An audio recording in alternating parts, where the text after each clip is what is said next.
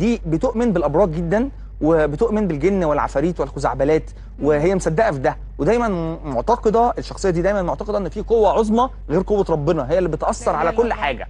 فلما يحصل اي حاجه يبقى ده بسبب ان انا اتحسدت، يبقى ده بسبب انه النجم بتاعي مش عارف بس ايه. الحسد مذكور في القرآن يقول لك انا نجمي خفيف. ايوه، هو بيرجع كل حاجه لايه؟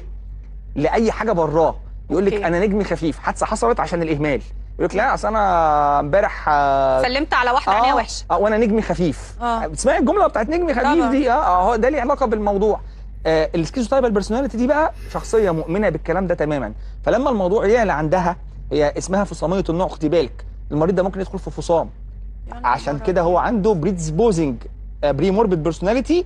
هي بريدسبوز او بتساعد على ان الشخص ممكن يطور الشخصيه دي انه يدخل في فصام من كتر ايمانه بالافكار دي. الحسد موجود، الحسد موجود. امال ايه موضوع نجم خفيف؟ الكلمه دي اللي اخترعها السحره والناس بتوع الطاقه. مفيش حاجه اسمها نجم خفيف. علم النجوم علم السحره، والنبي صلى الله عليه وسلم علمنا ان العلم ده كفر بالله، لانه شعبه من شعب السحر. فمفيش حاجه اسمها انا هلت ضعيفه وبتحسد على طول وبتعانى على طول وبتسحر على طول. استعن بالله، حافظ على اذكار الصباح والمساء واذكار النوم، ومفيش اي حاجه هتصيبك باذن الله. فما صدقوش اي حد يقول لك ده انت نجمك خفيف. جمدوا قلبكم بالله. يا رب نكون بنقدر نفيدكم بمعلومه في الفيديو القصير دوت. اذا عجبك الفيديو ما تنساش تعمل لايك وشير وسبسكرايب، والسلام عليكم ورحمه الله وبركاته.